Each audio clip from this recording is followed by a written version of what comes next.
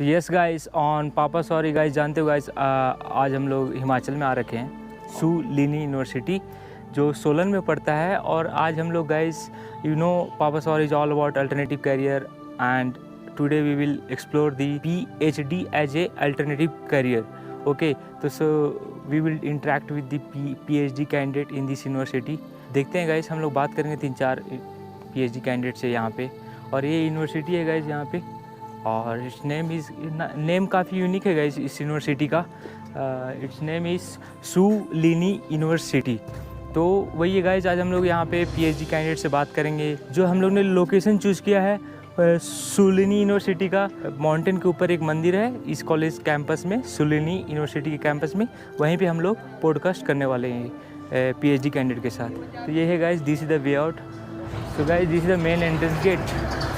So we will move forward to university and we will talk to the PhD candidate. So guys, let's see how PhD as an alternative career works, whether it is good or not, or opportunities, challenges of PhD we will cover in this.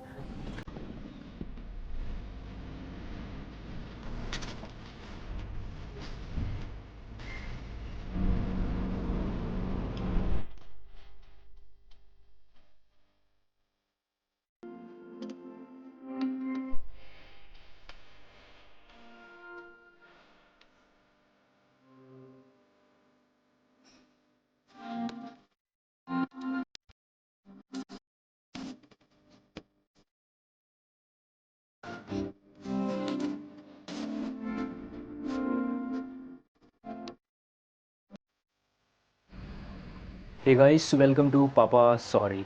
What? Papa Sorry? Yes, Papa Sorry. It stands for alternative and the tagline is dare to say no to one more attempt. So guys, today we have with us very special guest guys whose name is Anand Kumar. तो guys वही उनका journey आज cover करेंगे, PhD journey cover करने वाले आज हम लोग। तो guys let me introduce my guest guys। Anand bro, welcome on पापा सॉरी। Thank you. कैसे हो ब्रदर? मैं गुड। तो आनंद सर, मैं आपसे ये पूछना चाह रहा था कि जैसे आप PhD अभी परस्यू कर रहे हो राइट, तो PhD परस्यू करते समय वही आपका डेली रूटीन जानना चाह रहा था कि ये स्टडी जैसे आपका जो रूटीन था वो थोड़ा मॉर्निंग से इवनिंग तक का बता दीजिए। आप मॉर्निंग में कितने बजे उठे थे? सुबह 6 बजे उठ जाता हूँ, फ्रेश करता हूँ, उसके बाद मैं जिम जाता हूँ और वॉक इन करता हूँ। उसके बाद मैं फ्रेश होने के बाद मैं 9 बजे आ जाता हूँ। ओके।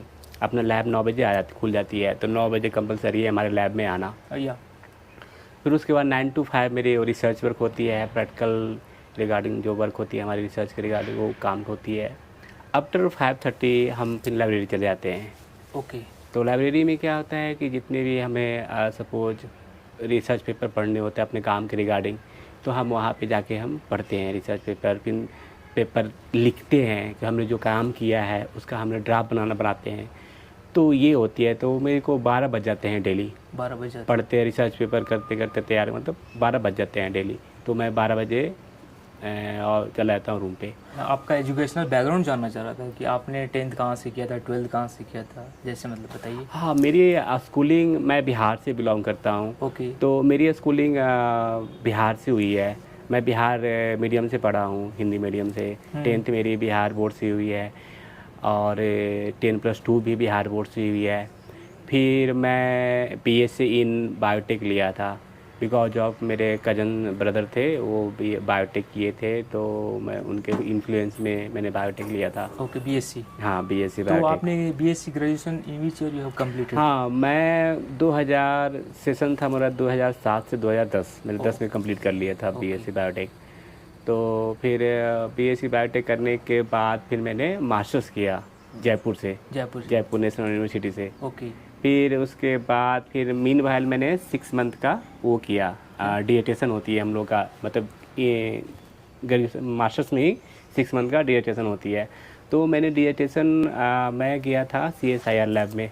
तो पहले CSIR लैब में डिएटेशन करने के लिए पहले आपको CV देना पड़ता है और सर्टिफिकेट देना पड़ता है या 3 सेमेस्टर का। तो 3 सेमेस्टर का देने के बाद हम फिर वो देखते हैं, मतलब बहुत सारे वहाँ से ऑल ओवर इंडिया से आते हैं CSIR लैब में डिएटेशन के लिए। या तो फिर पता नहीं, लकली मेरा शायद लक CV सही अच्छा, लक तो क्या कर सकते हैं, CV अच्छी थी या और मार्क्स अच्छे थे। फिर उन्होंने टेलीफोनिक इंटरव्यू लिया था, अच्छा तो उस बेसिस पे हमारा सिलेक्शन हुआ।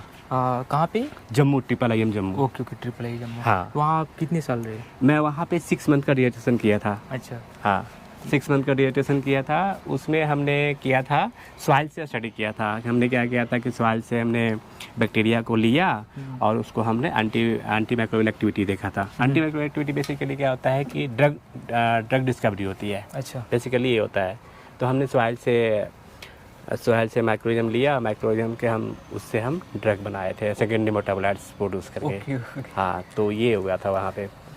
तो उसके बाद फिर मेरा 6 मंथ का डिएटेशन हो जाने के बाद फिर मैंने अप्लाई कर दिया था उसके लिए, जॉब के लिए। ओके तो मतलब मुझे कंप्लीट मतलब विद इन ड्यूरेशन में, मास्टर्स के ड्यूरेशन में ही मैंने जॉब ले लिया था। अच्छा हाँ, तो फिर जॉब लेने के बाद फिर 6 महीने के बाद फिर मेरे को सर का अप्रोच आया कि एक्चुअली एक पोजीशन ऑफरिंग है जूनियर साइंटिस्ट का, सो आप ज्वाइन करना चाहते हो। जिनके अंडर मैंने डिएटेशन किया था, डॉक्टर राजेंद्र प्रसाद, उनका फ़ोन आया था कि Anand, if you are interested to do junior scientist position.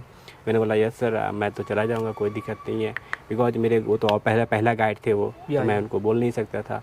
तो मुझे जूनियर साइंटिस्ट के पोस्ट पे मुझे हैदराबाद भेज दिए। अच्छा क्योंकि उनका पेटेंट था, तो पेटेंट उनका बिका हुआ था। तो जो कंपनी ने लिया था वो बोला था कि मुझे एक पर्सन हायर चाहिए जो इस प्रोजेक्ट पे काम कर सके।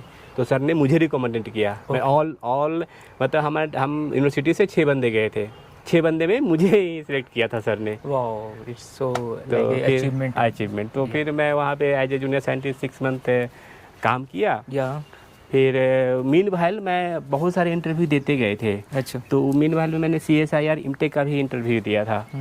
फिर जब मैंने हैदराबाद शिफ्ट हो गया तो जम्मू का उस समय था कि जम्मू में ना जम्मू का सीन जम्मू में ही चलेगा, आउट ऑफ जम्मू नहीं चलेगा। ठीक है।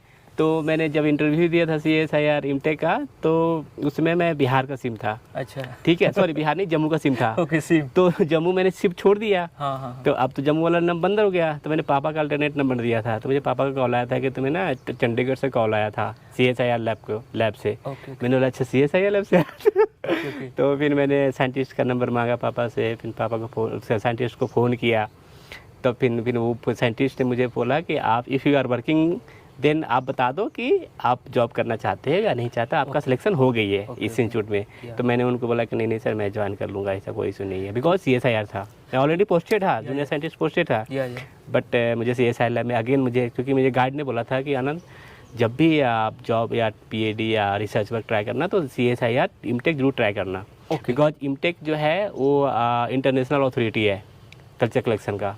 तो मुझे वो दिमाग में था कि मुझे CSIR में आएगा तो मैं जाऊंगा। तो आनंद सर, आपने CSIR लैब जो बता रहे हो आप, in which year you have joined and when you have left? मैं जब चंडीगढ़ मैंने ज्वाइन किया था 14 में। 14 में? हाँ 14 में, और 16 में मैंने वो प्रोजेक्ट ख़त्म हो गई थी। तो मीनवाइल मैं 2014 to 16 में मैंने वहाँ पे रिसर्च किया और अच्छे खासे एक्सपीरियंस गेन किए हमने। उसी बीच में मेरे एक सीनियर थे और एक जूनियर था। तो दोनों अभी नासा में है। नासा में? हाँ अभी नासा में। क्या बात कर रहे हैं? हाँ अभी नासा में है। तो अभी बीच में बात होती रहती है। क्या नाम है उनका? डॉक्टर नितिन कुमार सिंह। और दूसरा है doctor Atul Kumar. Both are in America? हाँ both in America right no. Okay and they are working in NASA. तो after CSIR what you did? मैंने CSIR में बेसिकली माइक्रोबियल आइडेंटिफिकेशन पे काम किया था। मैंने 7 डिस्कवरी किए हैं। Okay. Already 7 discovery I have done it. And if you want to check it then go to Google. Where aspirants should go? Google या गूगल स्कॉलर या ResearchGate. Okay. They write it my name Anand Kumar. Okay. तो आ जाएंगे सारे आ जाएंगे। Okay. तो brother, आपके CSIR के एक्सपीरियंस के बाद आपने क्या किया? CSIR एक्सपीरियंस के बाद हमने सर गंगाराम हॉस्पिटल ज्वाइन किया।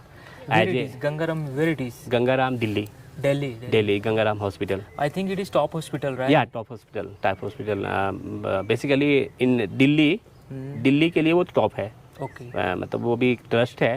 बस इसका हिस्ट्री क्या है कि गंगाराम आज़ादी से पहले था। ठीक है। तो ये आज़ादी से पहले पाकिस्तान लाहौर में था। ठीक है। तो जब आज़ाद हुआ हमारा देश तो या। पंडित जवाहरलाल नेहरू ने वो हॉस्पिटल को हमारे यहाँ शिफ्ट कर दिया इंडिया में। अच्छा, तो वो अभी ट्रस्ट ट्रस्ट है। टाइप हाँ, काम वो कर रहा है। ट्रस्ट टाइप है।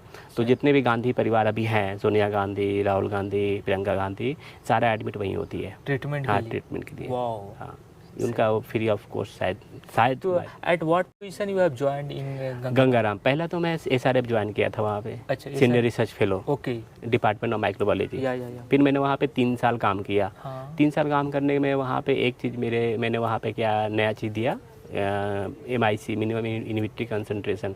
मैंने वहाँ पे टेस्ट एस्टैब्लिश किया था। अच्छा, हाँ, तो उसमें क्या होता है कि हम ड्रग लेवल देखते हैं ओके। कि हम कितना ड्रग देंगे कि ये बैक्टीरिया किल हो जाए, बीमारी खत्म हो जाए। या तो उस कंसंट्रेशन को हम वहाँ पे दिए थे। आपने किया था, हाँ, कंट्रीब्यूशन था आपका। फिर उसी बीच में वहाँ पे एक फैकल्टी की पोजीशन निकली।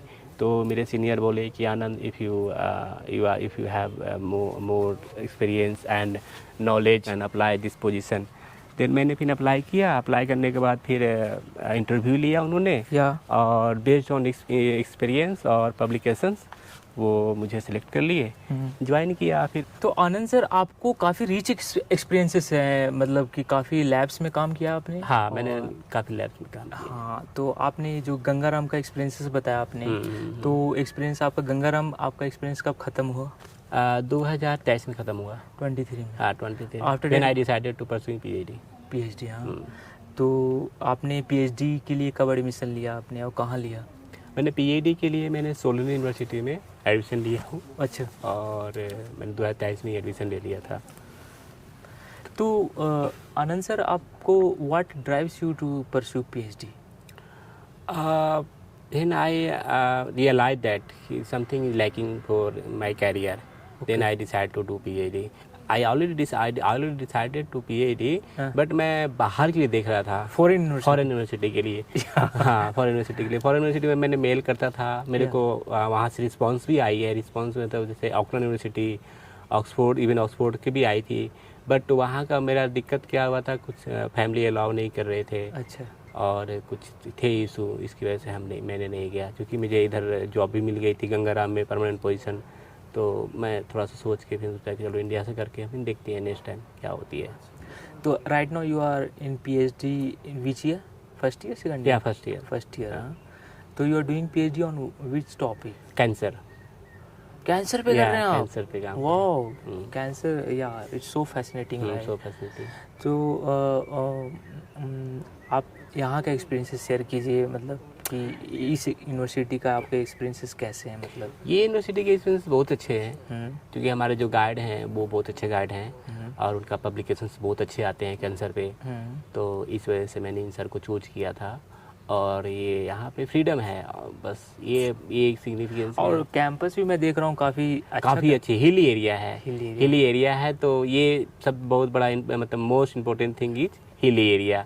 If you are doing PhD, I think you are from Bihar, right? या आई एम फ्रॉम बिहार। और प्लेन एरिया से आप हिली एरियाज में आते हो, तो काफ़ी अलग ही मिलता है, मतलब एक। तो आप यहाँ का क्या एक यूनिक थिंग शेयर करना यूनिक थिंग्स ये है कि अगर सपोज हम PhD, आपको पता है PhD means lots of stress there, okay. तो एक हिली एरिया में क्या होता है कि आप जैसे आप स्ट्रेस हो ना, तो थोड़ा सा बाहर घूमने चले गए, तो एक नेचुरल ब्यूटी से के साथ ना आपका सारे स्ट्रेस खत्म हो जाते हैं। और सम 0 पॉइंट वाला कुछ एक्सपीरियंस है यहाँ पे, काफ़ी यूनिक है, वो थोड़ा बताने का कुछ? 0 पॉइंट में मेरा पर्सनल एक्सपीरियंस क्या है कि मैं आता हूँ स्कूटी से। तो क्या करता हूँ कि वो स्लोपी एरिया है, ठीक है। तो मैं बिना पेट्रोल डला करके, मतलब बिना गाड़ी स्टार्ट किए मैं वहाँ से यहाँ तक के आ जाता हूँ 8 किलोमीटर ड्राइव करके। 8 kilometre without petrol, drive scooty? ये यहाँ की खासियत है, 0 पॉइंट यूनिवर्सिटी की खासियत है। वाह, मैंने भी एक्सपीरियंस किया, आप ही ने शेयर किया था मेरे को ये 0 पॉइंट वाला एक्सपीरियंस। तो आनंद सर, मैं आपको जोक्स अपार्ट मैं ये पूछना चाह रहा था कि आपके कुछ पब्लिकेशन जर्नल पब्लिश भी हुए हैं क्या? हाँ, मेरे खुद का पब्लिकेशन जो मैंने पब्लिश किया है, 7 पब्लिकेशंस आई है। 7 पब्लिकेशंस आई है। ओके। और ऑल आर इंटरनेशनल जर्नल। सारे international journal. Can you name it 2-3 journals name? जैसे international journal of systematic microbiology evolutionary, या और autophagy, okay nature, scientific communication, nature communication, lots of journals there. Okay okay. तो Anand sir, मैं आपसे ये पूछना चाह रहा था कि जैसे जो एस्पिरेंट अब तो शायद पीएचडी परस्यू अभी भी कर ही रहे हो, बट आप कुछ टिप्स देना चाहो एस्पायरिंग पीएचडी स्कॉलर के लिए कि मतलब जर्नल में पब्लिश करने के लिए क्या स्किल्स चाहिए होता है, मतलब कि जो मतलब कुछ स्किल्स आप बताना चाहो। देखो, if they are doing PhD तो आपको अपने काम पे फोकस करके दो चीज़ होते हैं, एक रिसर्च आर्टिकल्स होते हैं, एक रिव्यू पेपर होते हैं। या रिसर्च आर्टिकल्स में क्या होता है कि जो आपने काम करने के लिए जो आपने सोचा है कि हमें इस पे काम करना है, उसके बारे में आपको करना पड़ेगा प्रैक्टिकल। ओके ठीक है, उसका प्रैक्टिकल डाटा आपके पास मिलेगा, जो रिजल्ट आएगा उसको कंबाइन करके आपको एक लिखना पड़ेगा, एक पेपर को मतलब फॉर्मेट के रूप में लिखना पड़ेगा। उस फॉर्मेट के रूप में आप एक पेपर मतलब पेपर फॉर्मेट के रूप में या आर्टिकल्स फॉर्मेट के रूप में लिख करके आप जर्नल में अपलोड कर दो। ओके ये हो गया रिसर्च आर्टिकल विद डाटा के साथ। ओके और एक होता है रिसर्च रिव्यू पेपर। ओके उसमें रिव्यू पेपर होता है कि किसी ने जो पब्लिश डाटा किया, किसी डिजीज हो गया या किसी चीज़ पे काम किया उसने, किसी सपोज कैंसर पे काम किया, तो कैंसर पे बहुत सारे कैंसर होते हैं, ब्रेस्ट कैंसर, लंग कैंसर। तो अगर आप ब्रेस्ट कैंसर पे रिसर्च रिव्यू पेपर लिखना चाहते हो तो उसमें क्या होता है कि ब्रेस्ट कैंसर के बारे में जितने भी लोग ने काम किया है उसका एक रॉ डाटा बना करके बताना होता है कि ये काम हुआ है, आगे ये काम जारी है। तो एक रिव्यू पेपर होती है वो। ओके ओके, उसको रिव्यू पेपर बोलते हैं। Okay okay.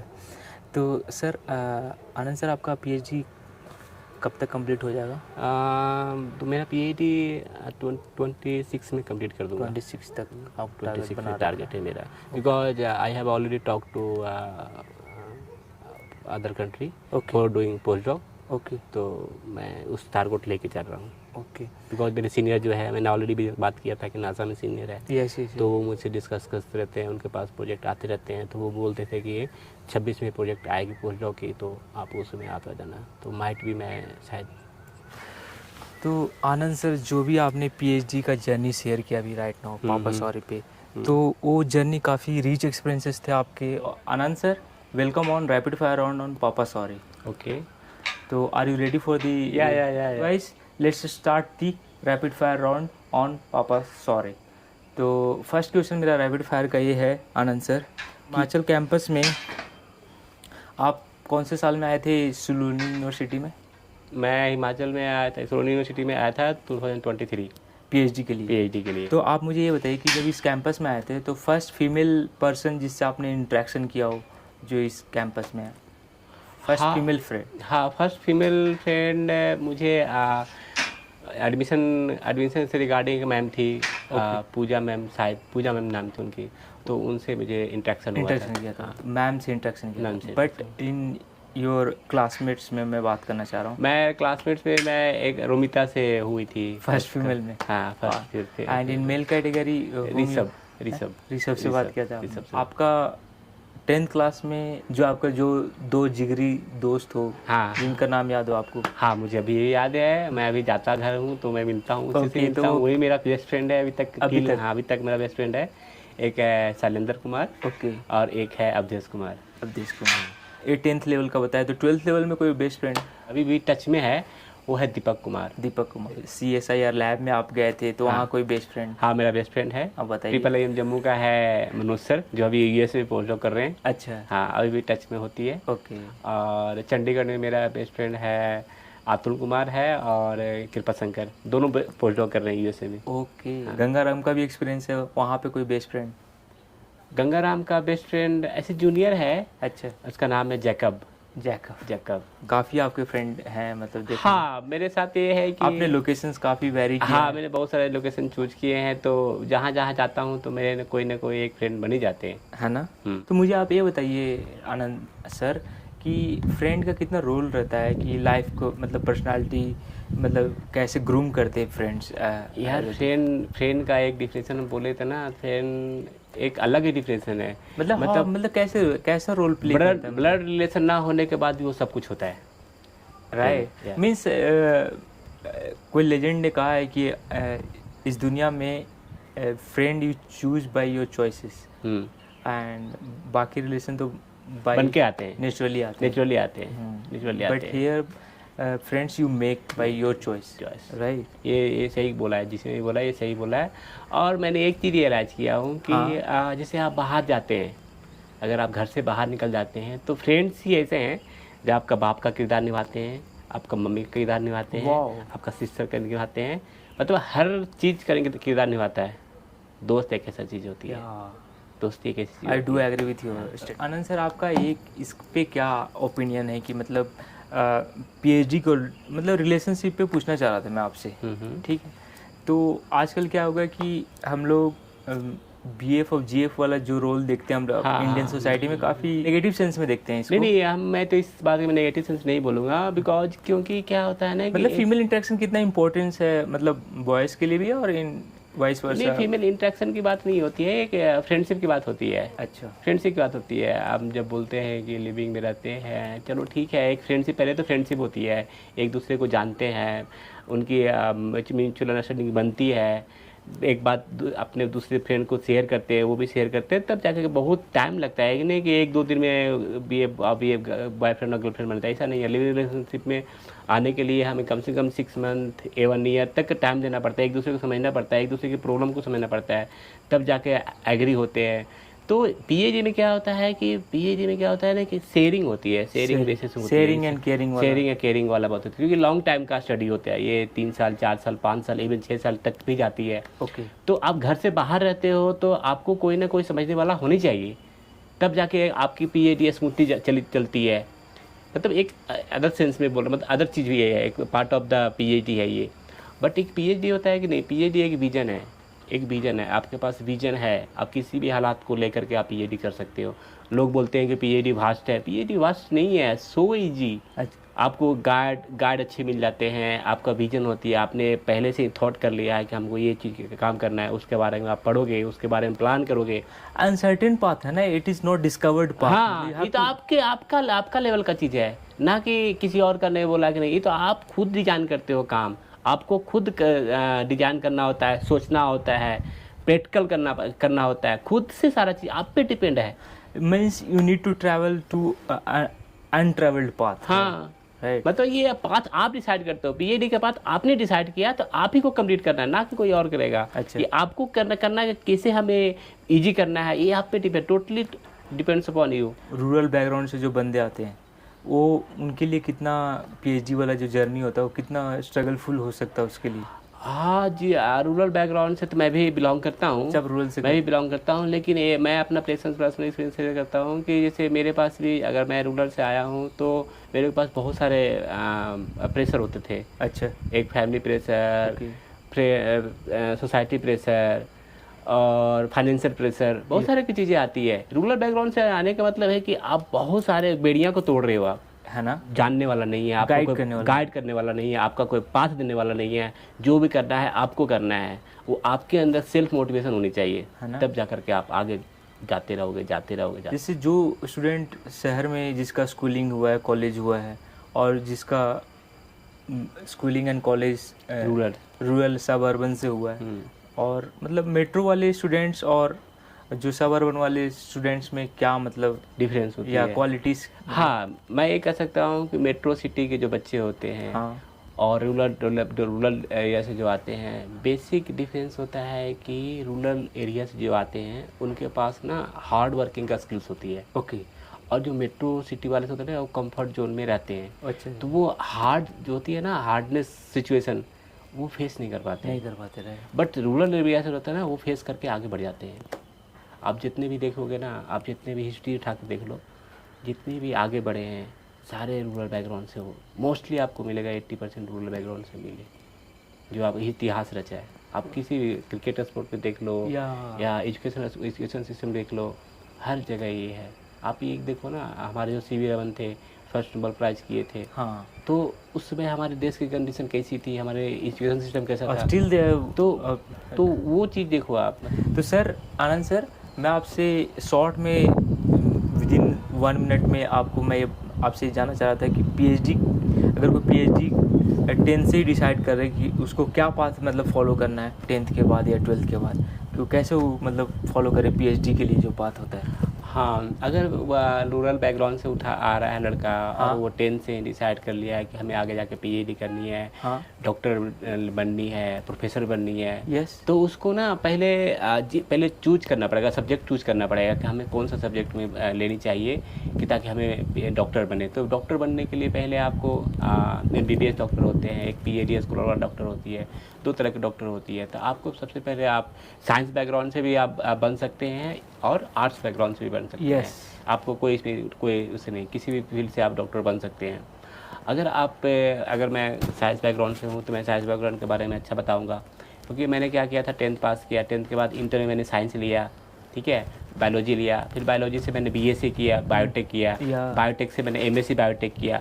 MSc बायोटेक करने के बाद हमने PhD के लिए 2-3 क्राइटेरिया होती है। पहला तो आपको नेट क्वालिफाइड करना पड़ेगा। अच्छा। आपने नेट क्वालिफाई कर लिया तो उसमें एक स्कॉलरशिप मिलती है। अच्छा। CSIR, DBT, ICMR ये फंड करती है कि आपको PhD के लिए आपको पर मंथ इतने 35,000 40,000 जो भी है उनका क्राइटेरिया वो देते हैं पर मंथ। तो उससे फाइनेंशियल आपका स्ट्रांग हो जाती है। अगर आपके पास नेट नहीं है, ठीक है, तो आप क्या कर सकते हो, किसी प्रोजेक्ट में ज्वाइन करो। प्रोजेक्ट निकलती रहती है, CSIR की लैब की निकलती रहती है, DBT की निकलती रहती है, सेंट्रल यूनिवर्सिटी का भी निकलती रहती है, स्टेट यूनिवर्सिटी का भी निकलती रहती है प्रोजेक्ट में।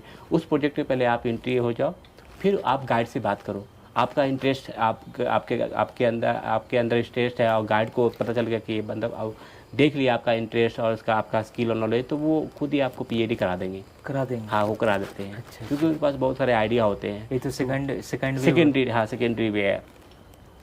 और इसके बाद आपने PhD कर लिया। हाँ। PhD करने के बाद बहुत सारा अपॉर्चुनिटी खुल जाती है, बहुत सारा अपॉर्चुनिटी। मतलब आप बताइए अपॉर्चुनिटीज बताइए, आप PhD एस्पिरेंट क्यों करें, मतलब उसके स्ट्रॉन्ग रीजंस बताइए। स्ट्रॉन्ग रीजन ये है कि सबसे पहले कि आपकी एक रिस्पेक्ट मिलती है। अच्छा। नाम के पहले आपको डिजिग्नेशन मिले, डॉक्टर मिल जाती है। या उसके बाद आपको पहला है आप प्रोफेसर बन सकते हैं, दूसरा है साइंटिस्ट बन सकते हैं, तीसरा है कि इंडस्ट्री में जाके आप R&D में ज्वाइन कर सकते हैं, R&D में रिसर्च एंड डेवलपमेंट में जा सकते हैं। चौथा है कि आप आउट ऑफ कंट्री जा सकते हैं। Out of country is the best way going outside, मतलब बेस्ट वे। आपको PhD कर लियो तो आप ऑथेंटिक हो जाते हो कि आप बाहर जा करके आप नौकरी कर सकते हो, मतलब एक रिस्पेक्टेड जॉब आप ले सकते हो बाहर आउट ऑफ कंट्री में। Name it 2-3 countries for best for research. जैसे पहला तो USA है, या दूसरा जर्मनी है, या तीसरा ऑस्ट्रेलिया है, ओके, चौथा आयरलैंड भी कह सकते हैं, पोलैंड है। यूरोपियन कंट्री अच्छी है। पहला प्रायोरिटी देते हैं हम लोग, जो भी होते हैं पहला प्रायोरिटी USA है। USA उसके बाद फिर जर्मनी है, जापान है और यूरोपियन कंट्री है। तो आनंद सर, मैं आपसे ये पूछना चाहता हूँ कि आप फैमिली से कब, मतलब डेली बात कर लेते हो? हाँ, मॉम एंड डैड से आप डेली बात करते हो? डेली बात करना होता है, मैं डेली बात करता हूँ। स्टडी बीच में नहीं आता क्या? स्टडी नहीं, स्टडी तो यार चलो 24 घंटा हमारे पास है। हाँ, हमारे पास 24 घंटा हो तो 24 घंटा थोड़ी पढ़ पाएंगे हम। बट एक तो टाइम निकालना पड़ेगा, हर चीज़ के लिए आपको टाइम निकालना पड़ेगा। अच्छा। बिना टाइम निकाले हुए आप कुछ चीज़ को आप प्राप्त नहीं कर सकते। लेकिन फैमिली बहुत इंपॉर्टेंस होती है। फैमिली के सपोर्ट से हम यहाँ तक आए हैं, तो फैमिली के सपोर्ट से आए हैं। But just because they give sometimes negative news, it no, ये तो लाइफ में होती है, ये तो लाइफ में आपको हमेशा रहेगी। आप चाहे I need to manage that. हाँ, ये को आपको मैनेज करके चलना पड़ेगा। आपको हर चीज़ को मैनेज करके चलना पड़ेगा। आप ये सोचोगे कि आप अगर धरती पे आए हो तो आपको प्रेशर नहीं है, हर चीज़ आपको जब धरती पे पैदा हुए उसी दिन से प्रेशर हो गई आपके पास। अच्छा। आप चाहे आप अगर नर्सरी में पढ़ते हो, 1 में पढ़ते हो, तो आपको स्कूल से जो असाइनमेंट हो मिलती है उसका टेंशन नहीं होती है कि अरे असाइनमेंट दिया है सर ने तो हमें कंप्लीट करना। तो वो प्रेशर आपको वहाँ छोटा लग रहा है, वो धीरे धीरे वो भी प्रेशर उस लेवल पे सही है। हाँ, तो आपको छोटी छोटी प्रेशर को आपको झेलने के लिए ना देते हैं ऊपर से भगवान। कि सर PhD स्कॉलर को कब मैरिज कर लेना चाहिए? देखो, एट व्हाट एज मतलब he should get married, at least minimum age या maximum age? You can maximum age मेरे हिसाब से एटलीस्ट मास्टर्स होनी चाहिए। अच्छा, एटलीस्ट मास्टर्स होने चाहिए। लड़के लोगों का एटलीस्ट मास्टर्स होनी चाहिए। लड़कियों का आप मास्टर्स बता रहे हो? नहीं, लड़कियों का मास्टर्स होनी चाहिए।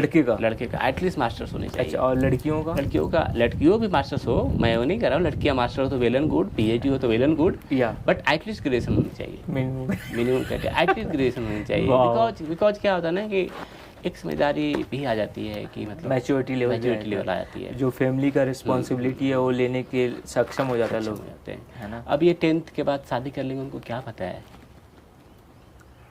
11 के बाद उनको क्या पता है आगे जाके। बट इंडियन सोसाइटी में काफ़ी जगह बहुत जल्दी शादी कर लिया जाता है हमारे यहाँ अभी भी होती है, आप चले जाओ यूपी, बिहार, झारखंड, MP, असम, सब जगह है। मेट्रो सिटी भी छोड़ा करके, मेट्रो सिटी जहाँ है उसको छोड़ा करके मतलब सब जगह है। तो आनंद सर, आपको क्या लगता है कि मैरिज कितना बड़ा बिग ऑब्स्टेकल हो सकता है टू परस्यू PhD? मतलब ऐसा ऑब्स्टेकल नहीं, मैं ऑब्स्टेकल नहीं बोलूँगा, नहीं दिखते, नहीं ऑब्स्टेकल नहीं, ये सपोर्टिव होती है। मतलब आपके एक मतलब PhD में क्या होता है कि अगर बहुत सारे प्रेशर आते हैं PhD में, गाइड की प्रेशर अलग आती है, इमोशनल सपोर्ट मिल सकता है, इमोशनल सपोर्ट मिलता है वहाँ पे, और वो बहुत ज़रूरी होती है ना। इमोशनल सपोर्ट होनी चाहिए कहीं से, मोटिवेशनल सपोर्ट, इमोशनल सपोर्ट ये होनी चाहिए, तब जाकर के आप आगे बढ़ सकते हैं, आप सक्सेस अचीव कर सकते हैं। एक कहावत में है कि big dream can't sleep well. Very good Anand sir. तो आनंद सर, मैं अब थोड़ा सा जेनजी वाला क्वेश्चन पूछूंगा आपसे कि जो सोशल मीडिया का जो कल्चर है इंडिया में, और लोग काफ़ी इंस्टाग्राम चलाते हैं, तो इस पे आपका क्या ओपिनियन रहेगा कि मतलब people are very addicted to, तो यंगस्टर के लिए आप क्या मैसेज देना चाहेंगे? यंगस्टर के लिए यार, ये ना यूथ को मैं बोलना चाहता हूँ, ये चीज़ जो जा रहे हैं ना सोशल मीडिया की तरफ, ये अपना कैरियर बर्बाद कर रहे हैं। आपको ऐसा लगता है? मुझे लगता है कैरियर बर्बाद कर रहे हैं। क्यों? क्योंकि यार सोशल मीडिया कब तक चलेगी? मुझे ये बताओ। अगर आप अच्छे चीज़ में, एक चीज़ आप में अच्छे हो, बेस्ट हो, आप उसमें करियर बनाओ। आप सोशल मीडिया पे, इंस्टाग्राम बहुत चला रहे हैं लोग, मैं कह रहा हूँ डिस्ट्रैक्शन है ये चीज़ें। आप इससे अच्छा पढ़ाई में मन लगाओ, स्पोर्ट्स में मन लगाओ, मतलब किसी चीज़ में हो तो उसमें मन लगाओ।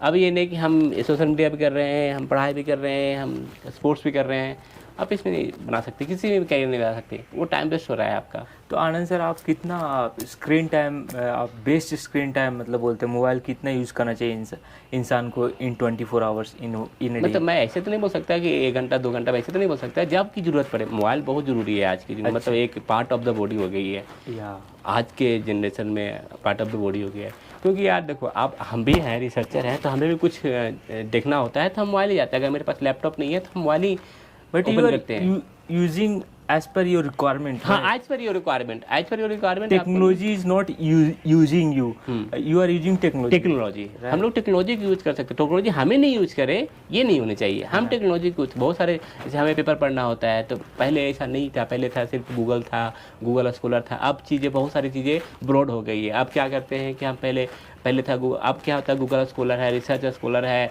रिसर्च गेट है, फिर SI हब है, स्पेस है, फिर लिट मैप्स है, बहुत सारी चीज़ें हैं जो हमें इजी वे में रिसर्च को इजी कर देता है, किसी चीज़ को मतलब आप करने के लिए। ये सब रिसर्च के लिए यूज़ करते हैं? हाँ, हम ये सब रिसर्च करते हैं। रिसर्च आर्टिकल्स ढूंढने के लिए हमें पहले मतलब बहुत कम पहले बोलते थे, सीनियर से लोग बोलते थे कि पहले गूगल स्कॉलर पे जाओ, गूगल स्कॉलर पे जाकर के हम सिर्फ गूगल स्कॉलर ही देखते थे। अच्छा। और गूगल पे ही जाते थे। अब क्या हुआ, अब हम लोग जब करने लगे PhD, बहुत सारी चीज़ें आ गई है, बहुत ईजी वे में हो जाती है ना। कुछ नहीं, हमें अगर कुछ चीज़ें खोजनी होती है, रिसर्च आर्टिकल्स हमें खोजनी होती है, साई स्पेस पे जाते हैं, उस पर डाल देते हैं, ऑब्जेक्टिव या सब्जेक्टिव डालते हैं, वो सारा लिस्ट आग बना देता है विथ गैप के साथ।